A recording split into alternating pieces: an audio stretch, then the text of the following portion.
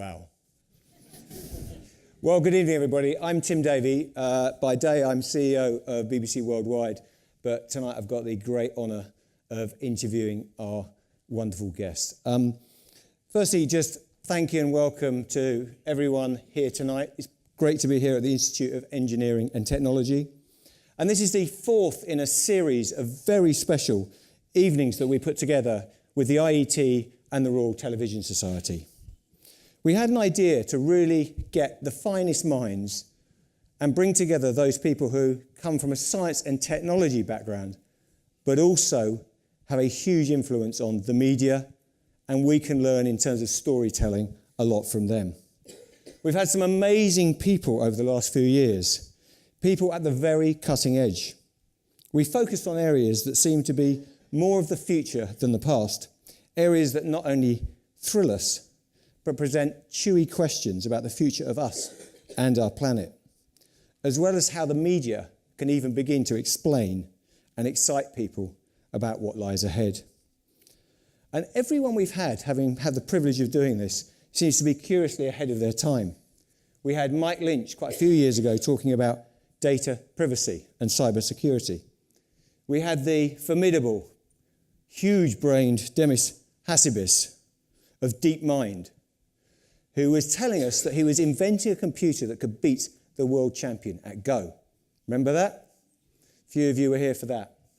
Well, the breaking news today is that his original computer, of course, trashed the poor victim, the world champion of Go, quite comprehensively.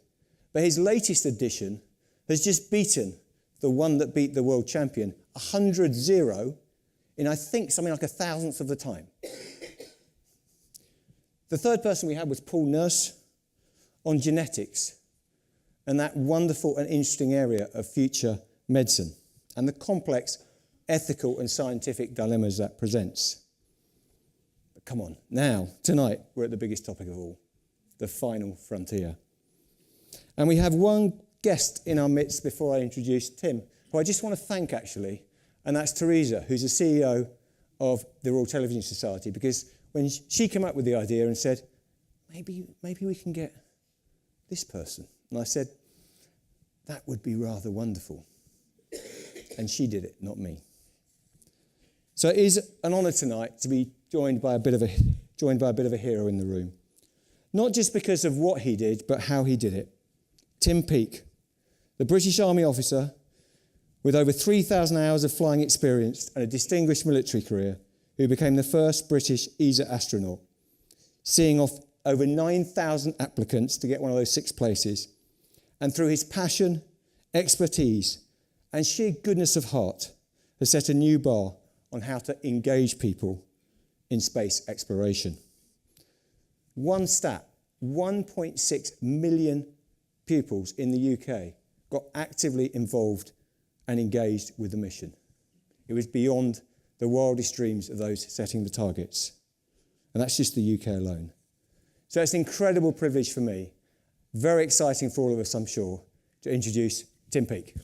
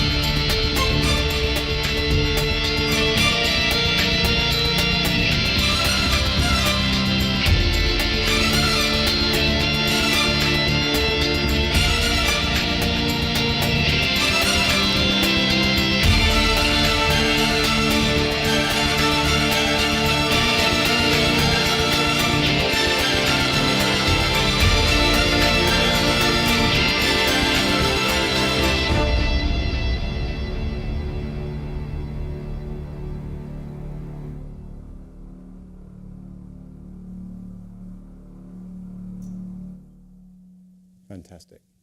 Well, we're going to chat for about 30 minutes max, but then I'm going to obviously hand over to you guys. So start thinking about your questions now.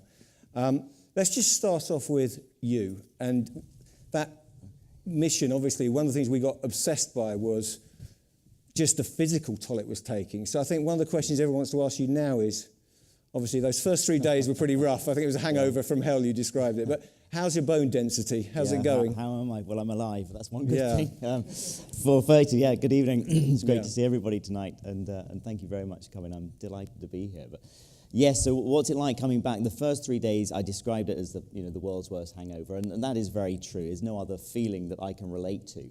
And that is all to do with your vestibular system. It's completely messed up.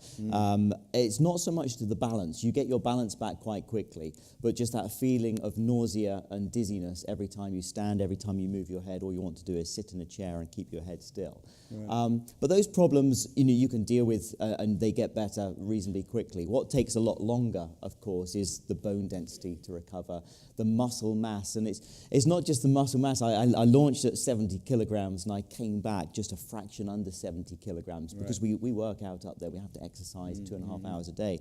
But you kind of redistribute your muscle mass differently because you're working the major muscle groups, but you're not working your small stabilizing muscles. You're not doing much core strength. It's very hard to do exercises up there with core strength. And when I looked at myself in the mirror, it's quite shocking. You've got this kind of strangely shaped body with the kind of the worked out muscle groups, but in between there's nothing. It's just really sort of like blocking. And it probably took about 6 months for me to feel like you're in Cologne, you're back in Cologne. You're helping, obviously, some that are going up soon. But in terms of Project Peak, are they looking at you daily? I mean, are you being tracked? I mean, how's that working? Are you getting... So for the first 6 months, it's quite intense. They are looking at you daily for the first 3 weeks. And then after that, it's probably 2 or 3 times a month you're having tests and various bits of scientific data taken. That continues for 6 months. And then it's every 6 monthly intervals. So over the summer, I had my R+1, we call it the 1 year from landing medical checks. And my bone density had pretty much recovered. I've got a very small fraction of bone density around the femoral area to recover, but otherwise everything is pretty good. I've never heard that problem before, but that's exactly, the femoral neck is the one that gets the most impact from microgravity, interestingly enough. It's the one that we find very hard to keep in good shape. So, but other than that, the body has recovered remarkably well. Important to hear. Yeah. And looking back on, obviously, we'll talk a little bit about the media coverage and from a presentational point of view, but from a personal point of view, that mission, I mean, you've talked a number of times in various places about it, but reflecting now with a bit of time on the enormity of what you went through, what memories do you hold and say, it was all special, but that was a moment, that was, I'll never forget that? If I had to say one moment, it's very clear to me, and that's during the spacewalk when Tim Coper and I were at the furthest edge of the space station. I've got to thank you for making the name Tim cool again, by the way. I mean, 2 Tims on a spacewalk. It's like this is fantastic. But yeah. Anyway. There was the moment where we had got out there early to the work site. The first task we had to do, the main objective of the spacewalk was to repair this SSU, sequential shunt unit, which is a bit like a circuit breaker box, really. Right. Because the circuit breaker box had failed, we just had live electricity coming straight from the sun to the solar panel straight into the space station. We needed to replace this unit, but we couldn't touch it until the sun went down, obviously, because otherwise we were in risk of electric shock. And having got out there early, Mission Control said, guys, 10 minutes, hang out and watch the sun go down. And that was Did you just explain that a bit? Because were you just hanging there with the whatever you... Sorry, it's not going to be... My technical description is not great, but the leash or whatever you've got on, and you were just watching our planet drift underneath you. I mean... We really were. And for me, I mean, that was the first thing I'd done on my spacewalk. I'd got out and I was just working so intently, getting out there safely. I was carrying the new unit. Because you had to go about 50 metres, if I remember, or something. Is that right? Yes, about 50 metres out to the very furthest edge of the truss. Yeah. And it's quite a difficult... It's a bit like rock climbing. You study and analyse the route out there, and it was quite difficult getting all the way out there past a number of different obstacles obstacles, some really big arm reaches. You have to go past this very big joint, which is called the alpha rotary joint. The whole solar panels rotate 360 degrees. So you have to cross over that joint, which is very, very tricky. What was different to because you guys are trained to an inch of your lives. I mean, you'd been down in caves, you'd been living underwater. I mean, what was the experience? What was different about the actual experience that all that training could really? I think the additional level of exposure you feel. I mean, in some of the training with the caving and with Nemo, 12 days underwater, we were exposed to real risk there. But the level of risk you feel out on a spacewalk is much, much greater. You are completely at the mercy of your equipment functioning correctly. We've got a little bit of video, one that the BBC happened to put out. Shameless. But this is a little bit of the highlight because it does bring it to everyone in a lovely way. Look at this. Here we go. A moment of exploration history as Tim Peake prepares to venture outside the space station. Weightless but jammed into a bulky spacesuit, he needs his colleagues to guide him into the airlock. We hear him go through his final checks. There have been plenty of spacewalks before, but they're always hazardous, and at about 1 o'clock it was time to float out. It was dark when he emerged, a tiny figure against the vast space station. Hey, Tim, it's really cool seeing that Union Jack go outside since it's explored all over the world. Now it's explored space. Thank you, Scott. It's great to be wearing it. Huge privilege. A proud moment. Hand by hand, Tim Peake and a fellow astronaut inched along outside. Filmed by his American colleague, Tim Peake is perched at the very edge of the space station, in position to help carry out a key repair job. But look how hard it is managing tools in space. This is the view from Tim Peake's own camera. Everything is weightless and wants to float away. Stepping outside the International Space Station is always risky, but spacewalks are essential to build and fix things. Now, the astronauts emerge through an airlock here. And if we take a closer look, we can see how they had to make their way about 60 meters to replace what's called a sequential shunt unit. That's part of the power supply connecting the solar panels. So how do they stay safe while they're out there? Well, their spacesuits have 14 layers of material to give protection from the vacuum of space and from temperatures ranging from minus 100 Celsius right up to plus 120. Backpacks contain oxygen, a power supply and water for life support. And in case the astronauts drift away, small thruster jets can maneuver them back to safety. The main task was to replace that power unit. They had to get it done within 31 minutes. Because that's how long night lasts on the space station, and if sunlight hit the solar panels, they could have been electrocuted. In the event, all went well. Then, a problem.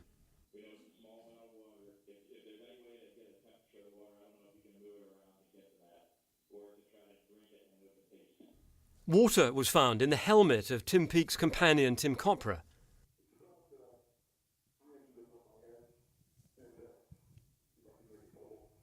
They were ordered back inside. A syringe was used to collect samples of the water. This matters because 3 years ago, an astronaut nearly drowned in his spacesuit. This time, no harm was done, and the main repair task was completed.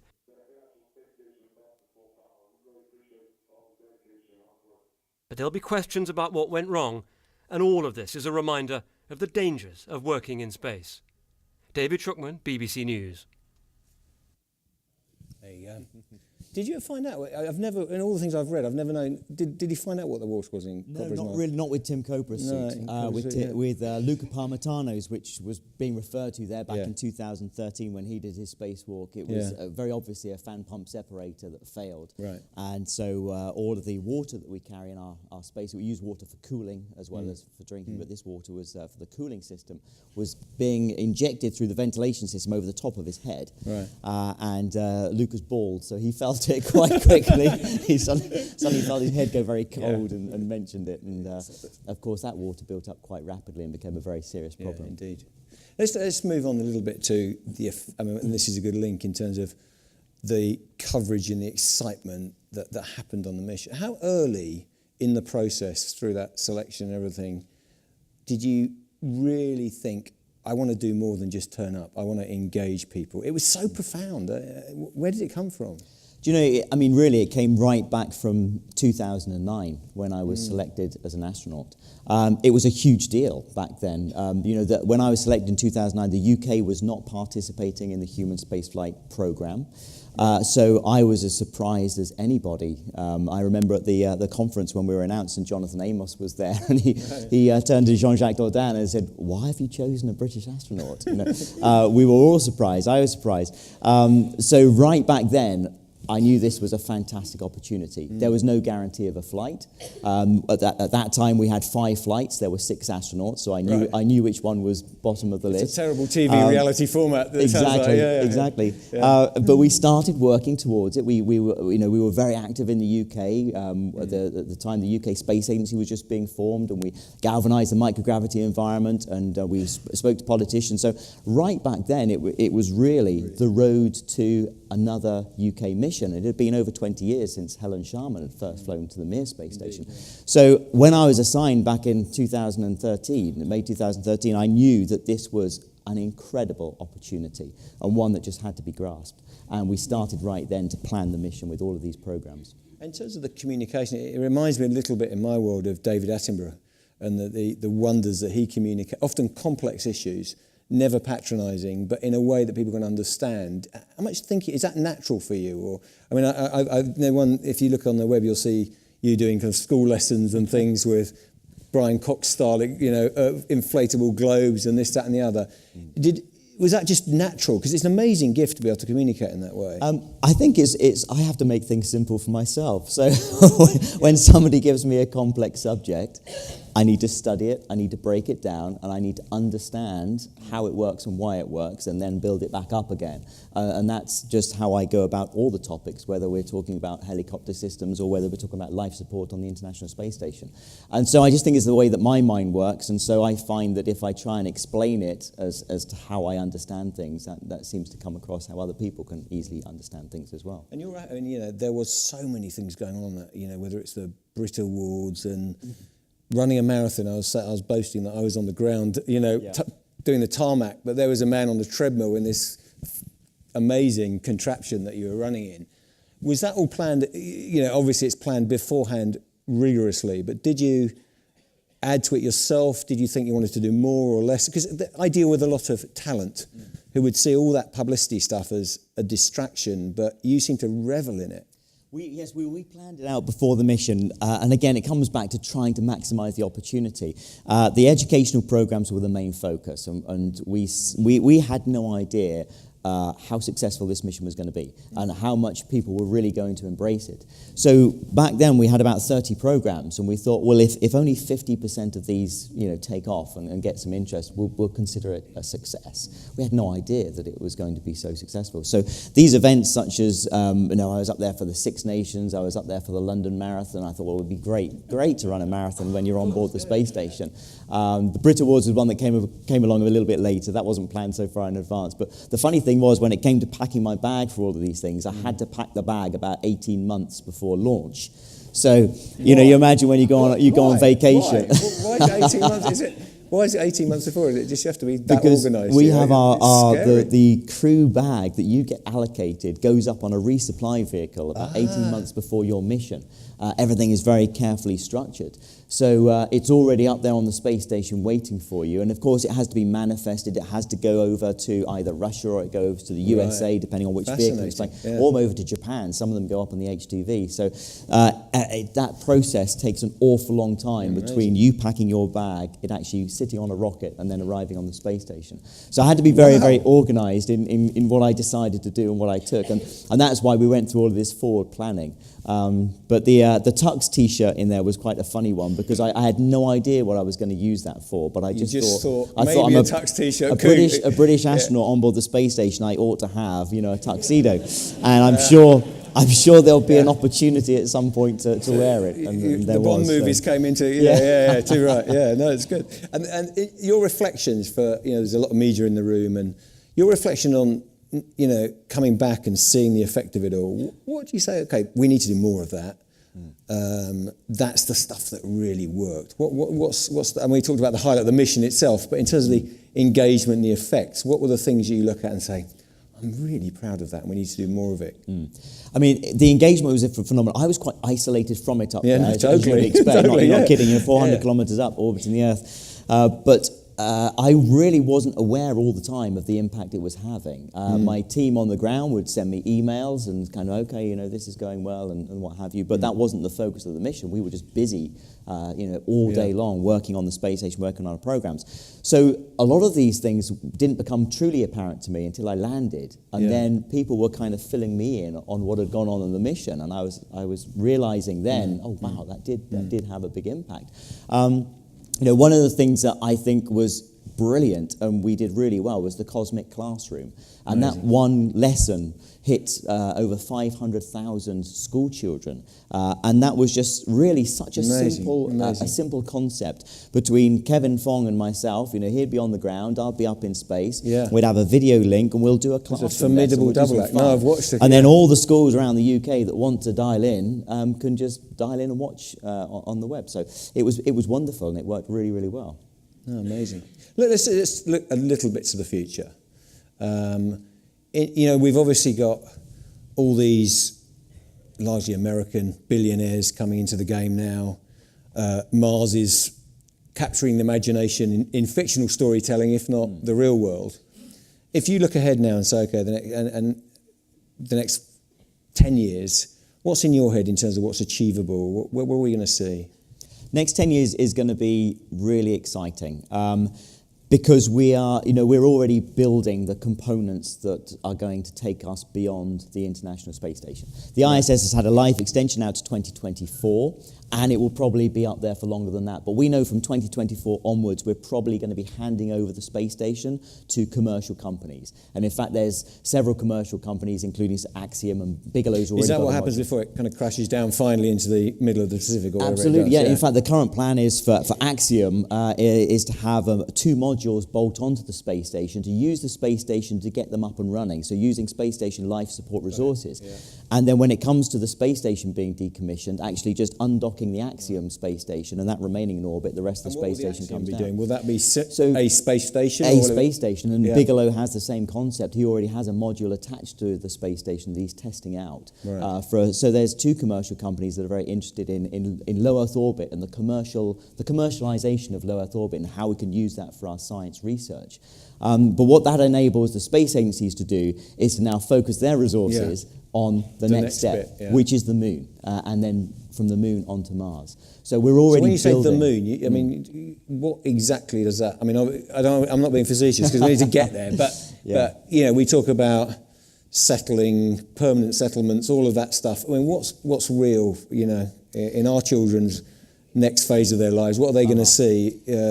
Well, it's no surprise that it changes depending on certain administrations around the world. And NASA clearly being one of the leaders in giving us the direction in which they're going affects the direction that other international agencies follow. That's not to say the European Space Agency and Roscosmos and the Japanese and Canadians can't go and have their own direction, but in terms of global exploration strategy, if you like, NASA is clearly a very big driver.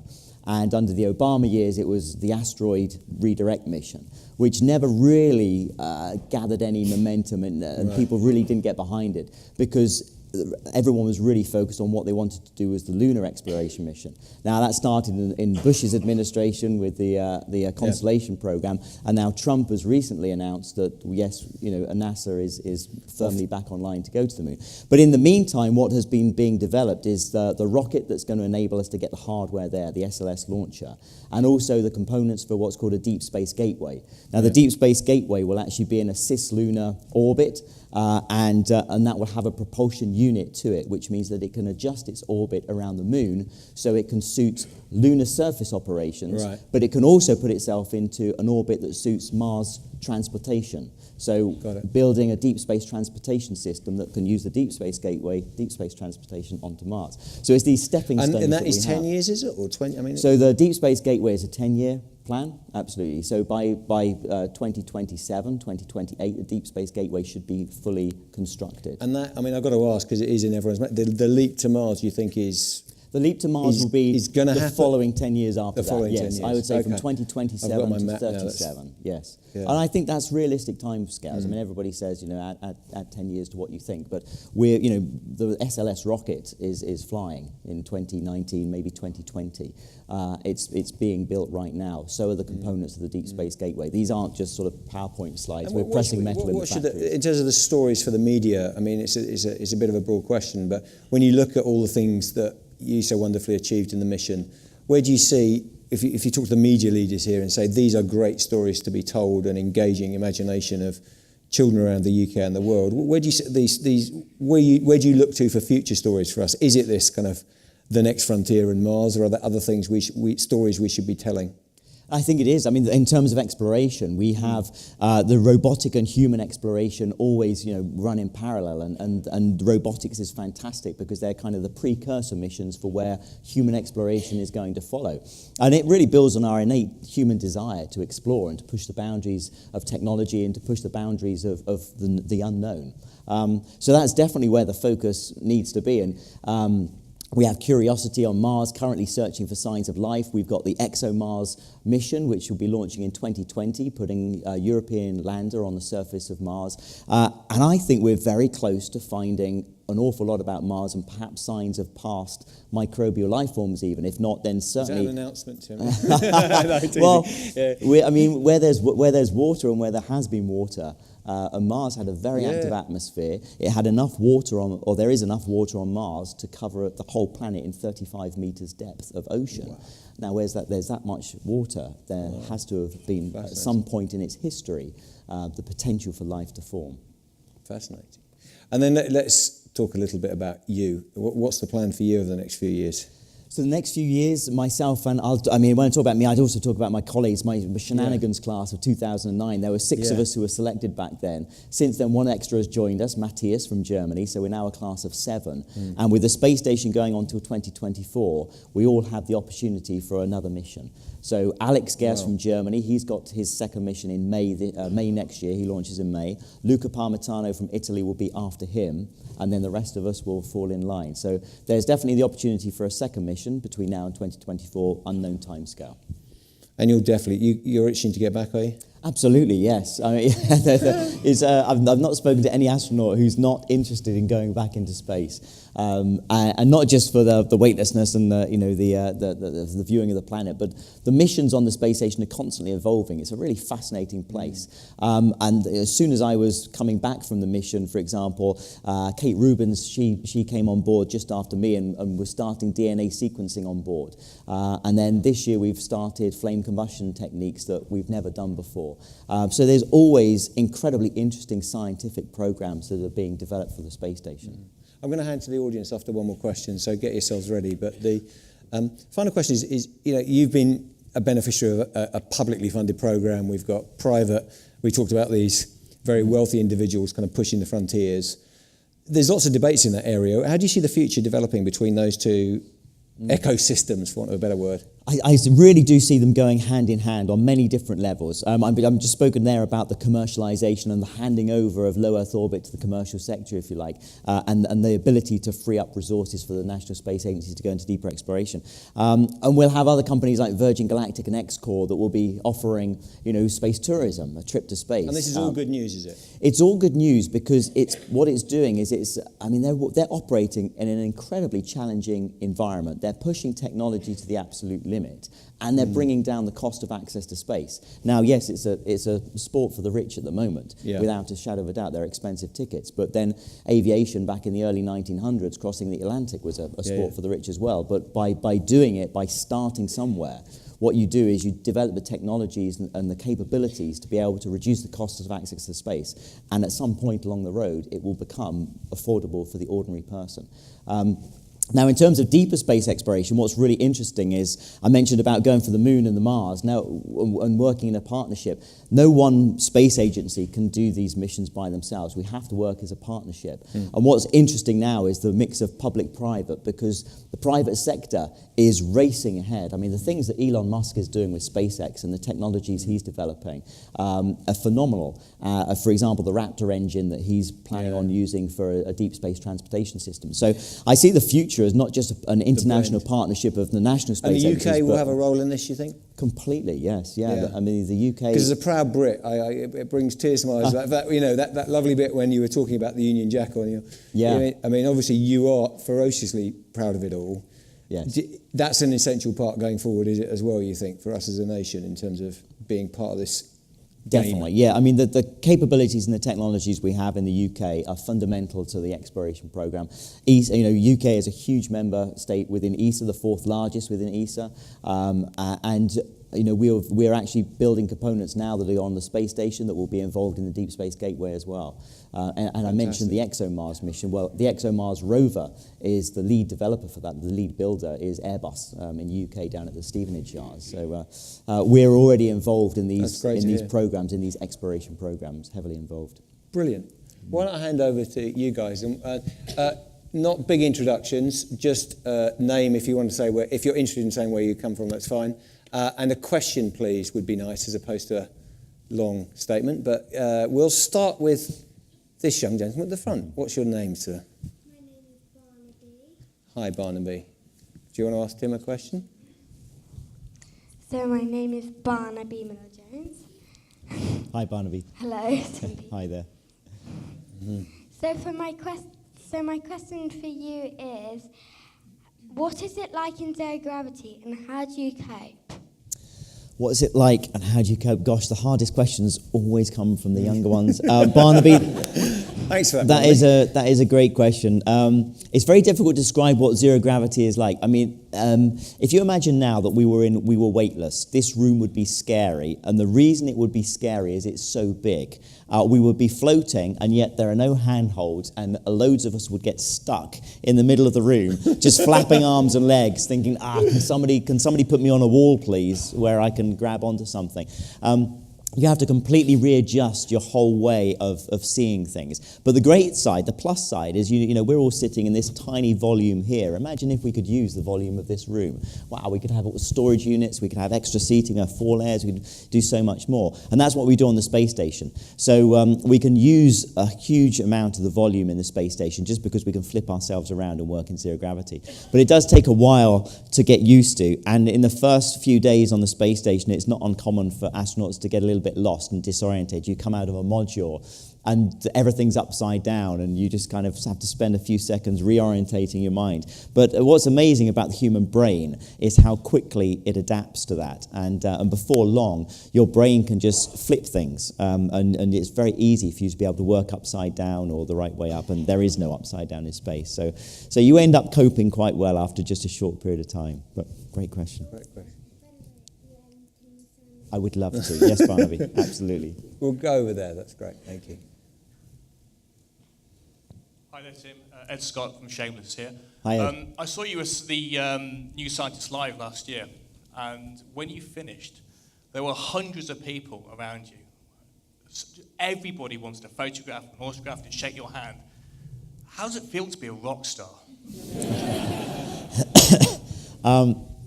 It feels very unusual, and it still feels very surreal, and I certainly don't consider myself that at all. I think something that's really helped me cope very well with it is not living in the UK, which, I love the UK, and at some point I really want to get back here and live here. But for the last 4 years, I've been living in Houston because so much of my training and my mission was out there. And now I'm working back at the European Astronaut Centre in Cologne in Germany. So there I can lead a completely normal life of anonymity. And then I land at Heathrow and suddenly it's selfie time. And I kind of I just put my game face on and think, okay, here we are, I'm back in the UK. One of the phenomena that people are talking about actually is that people are much more interested in meeting people who've experienced things without meeting someone who's just an expert. And I don't want to criticise professors of, astronomy or whatever, but people that want to see, get hold of, touch, talk to people who've experienced things. Have you felt that? I mean, have you seen? I mean, some of the BBC are saying when we get guests on shows, there's less appetite now, and I don't know whether this is good news or bad news. There's less appetite from the listener for someone who can talk about something theoretically, much more about people who've experienced things. Are you feeling that? In terms of hugely, because I mean that's the great side. I mean the downside is the attention. I have to get used to that and the request for selfies and things. But the plus side is how positive everyone has been, and most people who come up, they want to ask me something. It's a case of, hey, how did you feel doing this, or what was it like on the rocket ride, or coming back to Earth? And, do you ever get bored with answering the question? I don't, because I've spoken to so many of my astronaut you've friends. sold a few times. I have, but we're all very passionate about what we do. We love space, we love the environment, and that spacewalk was the most incredible 5 hours of my life. So I'll never get bored of talking about it. Yeah. Great. Sorry, am I causing the mic people stress by that one in the middle? And then we'll go over there. Sorry, I'll start teeing them up. I think was a question over there? Yeah, okay, great. Thanks. Hi team, my name is G from Plum Innovations. My question is, what is the most asked questions? What's the most asked question? For you, yeah. It really depends on the audience. Because when it's the schools, it's how do you go to the loo, and is the most usual question. Obviously, with a more adult audience, then it's kind of things such as how did your body adapt to weightlessness, those kind of questions. But no, it completely depends on the age of the audience.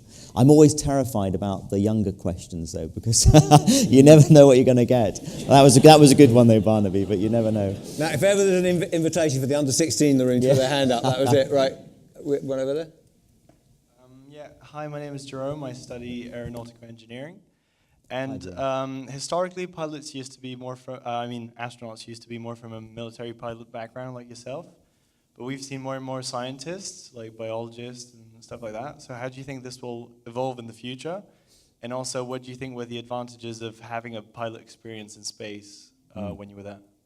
Yeah, it's a really interesting question, and you are quite right. You look back to the early Apollo, Gemini, Mercury days, and the Russian space program. It was kind of the alpha male, fast jet test pilot community that were all going into those jobs. Now it's completely different, and also gender as well. It's great to see NASA's previous selection was bang on 50% female male, and that's absolutely the direction we need to be going in. The things that are more important these days in terms of astronaut selection is shifting from those kind of test pilot qualifications and requirements to the softer skills in terms of communication, decision-making, leadership, followership for longer duration missions. 6 months is now considered the norm. Well, it was only a few years ago that 6 months was a really long stay in space. When I was up there, Scott Kelly and Misha Kornienko were up there for a year, and that's going to, it's when we start doing the Mars missions, people are going to be saying, 1 year, was that it?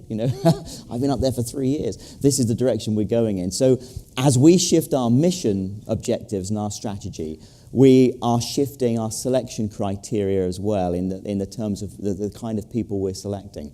I don't think it matters so much in terms of whether you're a pilot, a scientist, an engineer. We'll still need a breadth of different skill sets, but it's the sort of Have you soft... got to commit to 3 years now? Sorry, commit to 3 years now if you sign up. I.e., you've got to be available to go out there for the longer mission if you sign someone up now. Yeah, when the European Space Agency has its next selection process, it will be expecting a long-term commitment from that individual. Yes, because the missions are so long. In terms of the second part of your question, is the piloting skills. I think that piloting skills really have helped me enormously in terms of things such as communication. We get very used to the set way of communicating, obviously in a cockpit, and especially a tandem seat cockpit where you can't actually see the person you're talking to very well.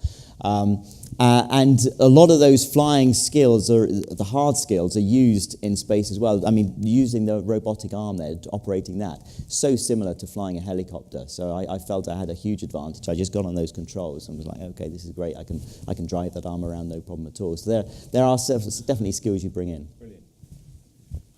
Matt Hancock, I'm the Minister for Digital, and I'm interested in how you can use your communication skills to explain why this is a valuable thing to do. So most people in this room probably intrinsically think it's valuable, and I certainly do. But can you articulate why, from the scientific point of view, a lay person should expect their governments to put money into these sorts of missions and the Mars missions and what comes beyond? Yes, well, again, it very much depends on the audience that I'm talking to in terms of how I would address that. From a purely economical point of view, you could say, well, you get a 1.8 return on your investment. Who wouldn't invest when they're promised a 1.8 return? You get a 2 times return on your employment in terms of the space sector and the investment. That's within the European Space Agency in the exploration program, so for the ISS program. So just on pure statistical terms, it's a good investment. In terms of the technology transfer that we then have back into the other sectors of the community is obviously huge as well. And then there's the research, the pure research that's going on board the space station. Research such as the pharmaceuticals that we're developing, drugs for osteoporosis, we're looking into diabetes, Alzheimer's, Huntington's disease, muscular dystrophy. The pharmaceutical industry and the medical community are suddenly realizing that microgravity is an incredibly valuable area to do research. One of the biggest reasons for that, you have to kind of dig down into quite deep to get there, is because we can grow crystals very purely and very pure and large crystals in microgravity because there's no convection, there's no sedimentation, and protein crystals are very important for drug development. So by growing very large, very pure protein crystals in space, we can subsequently manage to manufacture drugs that can combat those diseases. So again, in terms of the benefits of space, there are many, many benefits, whether it's economic, whether it's science, or I might just say, well, the taxpayer might completely go over your heads. But if your kids come back from school and say, Daddy, I spoke to an astronaut today on board the space station, that is very hard to quantify the effect that has on a community and on our younger generation and on the inspiration that it gives them and the subsequent careers that they then might follow because they see the opportunities are available to them. That's the harder one to quantify because we don't have the statistics to say, it's like the Apollo effect back in the USA. We don't really have the statistics to say what that did. I've heard many pitches to government for money, but that's as good as it gets. Just here. Hello, my name's Deborah. I'm speaking on behalf of my 5-year-old nephew who can't be here tonight because, unfortunately, his mother's not very well, so they couldn't come down from Manchester.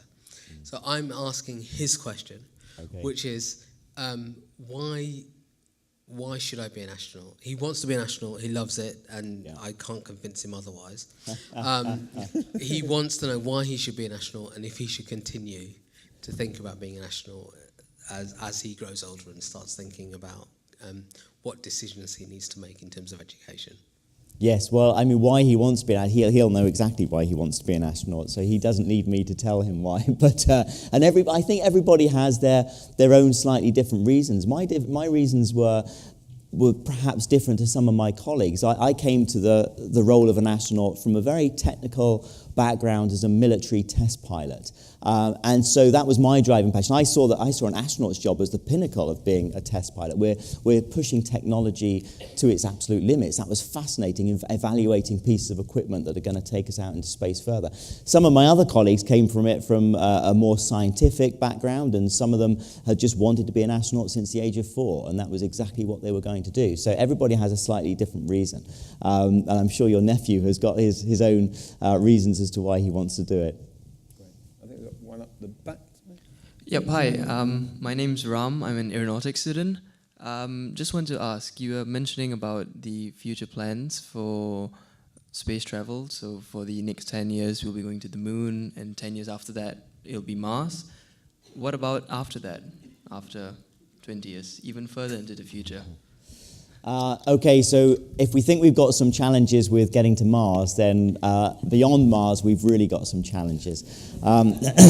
Some of the obvious challenges we have in terms of getting to Mars is our journey time. We know we need new novel propulsion techniques in order to cut that transit time down from 8 months as it currently is. We need to get that down to a matter of just weeks to get to Mars and back. We need to be able to shield our astronauts from the radiation exposure they're going to get from galactic cosmic rays and outside the Earth's magnetosphere. And we need to be able to provide a habitat for living on Mars as well. Beyond Mars, then, the kind of propulsion techniques that we need to have and the ability for humans to be able to live in space for really extended periods of time, that's going to be the main challenge. But by the time we get there, who knows, maybe we have colonies on Mars, and maybe we have people who are living on Mars permanently. Does your gut tell you that's going to happen? It tells me it's going to happen. It tells me we are talking, a long time in the future. Period. We know that things. Because when you watched Star Wars, didn't you watch Star Wars on the space station? Yeah, Are you looking at going, that's quite a way yet? Yeah, it is, but it's going to happen, and things do take a lot of time, and obviously it takes cooperation, it takes resourcing, and it takes funding. So there's a reason why it takes a long time, but we will get there. These technological problems are not insurmountable. Gentleman in the middle there. Dave Bancroft, I wondered if there is something else besides weight that disappears on the space station, and that's this thing that people down below care a lot about, which is nationality. Do you all become just Earth citizens up there? Yeah, it's a great question. You do. You actually, I think you become Earth citizens before you leave, because you spend so much training with your colleagues that you just forget that you're with a Japanese or a Canadian or a French or a Russian or American. We're just one core of astronauts. But that's certainly the case on board the space station. There's absolutely no other way to live and work on board a space station with 6 people unless you're completely on the same side. You absolutely entrust your life to the other people. When we had our docking failure and the Soyuz spacecraft sent itself out automatically 90 meters back into the blackness of space, and Yuri had to take manual control, there was very little that Tim Coper and myself could do to assist Yuri. He's the only one with his hands on the controls. We could give him rate information, distance information, we could try and talk him into the docking cone, but he was the one flying the spacecraft. Now, that nearly went wrong, and thankfully, on the second attempt, it was an absolute textbook docking. But you really do put your life in other people's hands, and for that reason, we are just one core of astronauts. Do you feel I want to quickly... do you feel the need to be a campaigner in that at all, or is it just... I know we had that lovely image of the Earth's atmosphere just being a layer of paper. Yes, yeah. And so thin. It's a bit like some of the natural history stuff. You get drawn into the future of the oceans, the future of the planet, environmental issues. Do you feel sucked into that more political area? Yeah, you do, but it does come very naturally. And the funny thing is that a lot of the people that we're sending up into the space station aren't people that you would necessarily, consider that would have been their priority. We have MiG-29 pilots, 2 Apache pilots, and yet used a lot of fuel. Yeah. Exactly, and yet we get up there, and these are when I first joined the army, I was studying Russian hardware as my enemies coming across the North German plain, and then I'm sitting next to Yuri, thinking, well, here's a guy who's flown Russian jets who I would have been against in an Apache, and we're absolute teammates, and we're working for a common problem. So it really does, give you a different perspective on life. But there's no way you can look at Earth from space. There is absolutely no way you can see that and not have an absolutely mind-changing experience as to how we need to look after the planet. It's very apparent. Yeah. Inspired here. On the front row. Maybe an extension to that kind of previous discussion point, in the current political climate, a lot of political leaders are advancing, whatever nation name first kind of strategy. How would you kind of convince those politicians to basically do what you suggest, which is to cooperate? I think it really comes in terms of the end objectives. There is no way the space station would have been built if it hadn't been able to have a level of cooperation through, if you consider, the space station turns 20 next year, of all the political tensions there have been between the member states that are involved in the ISS program over the past 20 years. Whilst I was training in Russia before launch, we had the Crimea crisis going on. And people were saying, is Tim Peake still going to launch to space? Of course I was. The space sector is able to sort of transcend these political divides, because each nation knows that the goals, the end objectives, are so important to each nation, and they will only happen with cooperation. So I think once, when you have an objective, when you set an objective and you decide that's what we're buying into, we really need to achieve that, and it's only cooperation that's going to make that work, then that's when things come together. We've got about 10 minutes. I'm going to spin through some questions. So, right, this gentleman here. There's a lady up here who's got a mic before me, apparently. Oh, okay. Go for it. No, maybe not. So it's very quickly. My name's James. Just thank you for tonight. It's been fascinating. Okay. Thank you very much. When the lights go off and you're on your own, how do you feel? Has the experience changed you to the point that you just feel differently about the world that you live in?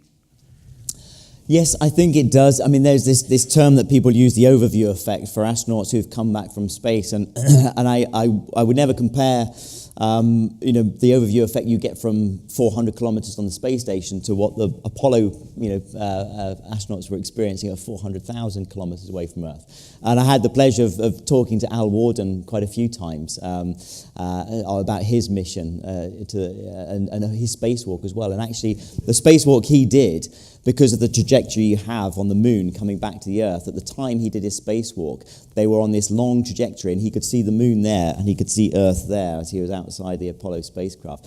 Now, that kind of overview effect, I'd imagine, is quite different to the one that we experienced. But also, living for 6 months in space, the amount of time you spend contributes to this feeling.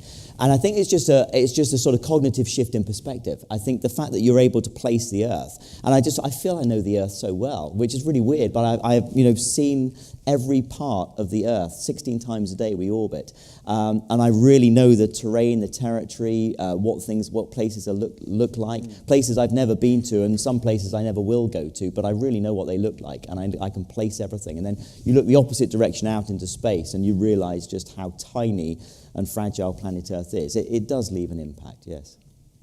Question like that. A few more questions, then we'll be. Hi, my name's Abby. I work on ExoMars for Airbus, so thanks for the plug earlier.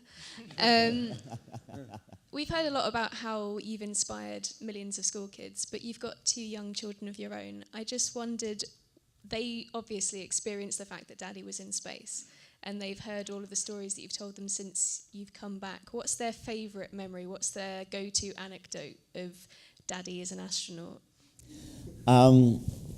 Gosh, I think the biggest thing was when I watched Star Wars, as you mentioned, Tim, there, because my boys are so into it as well. Yeah. And I think for them, imagining me on the space station watching one of their favourite movies was something that they... In the cool dad stakes, it's quite high, I'll give you that. It's quite high. Yeah. It's something they relate to.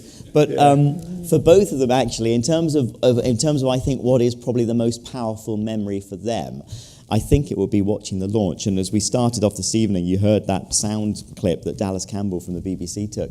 And, my boys were listening to that and watching the rocket go off. And until that moment, they had never, ever experienced anything like that. And I think for them, they always now relate that to, oh, yes, that's when Daddy went to space. Great. Hi, my name is Jill. With the training, I would imagine it's incredibly difficult. Is there a point that weeds out lots of astronauts, or where you just thought, I can't go on, I'm not going to be able to make it, but then obviously you did? And also my friend wants to know if you get Netflix in space. Okay, I'll do the second part first, because that's really quickly. No to the Netflix. Our internet up there is painfully slow. We couldn't possibly video stream at all. Certainly not for our own sort of social benefits. No, in terms of the scientific experiments, yes, they've got huge bandwidth, but they don't let us have that bandwidth for Netflix, unfortunately. Moment of self-doubt? Yeah. When was the moment in the training you said? In training, nobody fails the trainer. I think once you're selected for a mission, you're so committed. that you know you're going to pass the training. That's not to say there's some areas that are a real struggle. Some people really struggle with spacewalk training. It's really difficult in that suit. It's really hard work, and some people just haven't got a good build for it. What was toughest for you then? What was it? For me, it was Russian. It was learning Russian language, without a shadow of a doubt. I just couldn't get the left side of the brain to work. And really, I've got a terrible ear for music and a terrible ear for languages. So I just What's had it to. like now? Is it possible? Could you go in and? Under comprehension, yes, it's possible. In terms of speaking, I kind of, I haven't spoken it for a long time, so it's got a bit rusty. We'll take one more last question in the middle there. Sorry for everyone. We've run out of time, but it's lovely questions. Hi, it's Will here. I was wondering, you spoke about how little you got to pack for the mission. I was wondering if there's anything you really wished you didn't pack. Or conversely, if there's anything you used all the time. Point here with the packing question. It's a very British way of doing things, isn't Something it? I wish. So what wish? Let's go both ways. What did you wish you didn't have? So what was the Tux T-shirt that wasn't used? And what thing, if you pack your bag again, which you may have a chance, what would you say? I've got to bring that. Do you know there wasn't anything that I wish I hadn't taken, because you don't get much room, and so everything had a lot of thought into it, and everything was used, and it was some of the great things were taking T-shirts for the charities and the education programs that I can now give back to people and say, it's flown in space, which has been brilliant. So there's nothing I can think of that wasn't used. In terms of what would I take again, gosh, you just have to think about the mission and plan it again so carefully in terms of what you wanted to do now and what you wanted to have up there. But that problem is something that to a large degree it's taken away from us, because there are so many things you can't take up in terms of you're not allowed electrical equipment, your teddy bear, whatever whatever your personal token is, something from the kids or something. That can't go in the bag, can it? Or? Yes, you are allowed to take a few pieces of personal equipment like that. Yeah. So my wife really surprised me. Actually, my boys both have a little blanket that they have, and she cut a corner off of them, one each. So that was quite nice, a nice touch to have up there. But, so you're allowed a few small personal things in there, but not much. There you go. Wonderful. Tim, that was an absolute pleasure and a real privilege to have you here. Thank you very much. Thanks very much. Thank you.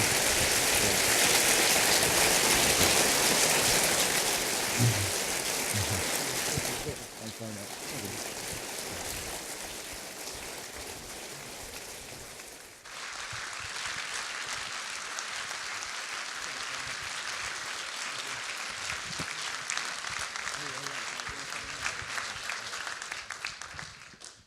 So those that don't know me, I'm the Deputy President of the IET, and it's for me to thank Tim for a fantastic insight into his mission, and also for the inspiration that he must have given millions and millions of people to be our next generation of engineers. So I know you've applauded once, please applaud again. Thank you very much.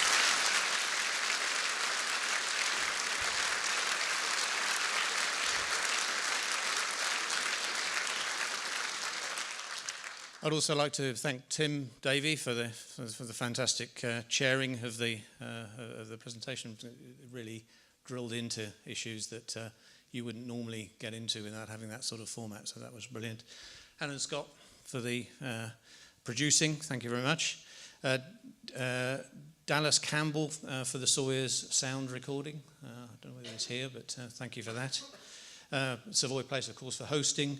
And the drinks reception, which is hosted by Akamai, is out at the back, so look forward to that and meeting you all out there. Thank you all for coming. Thank you.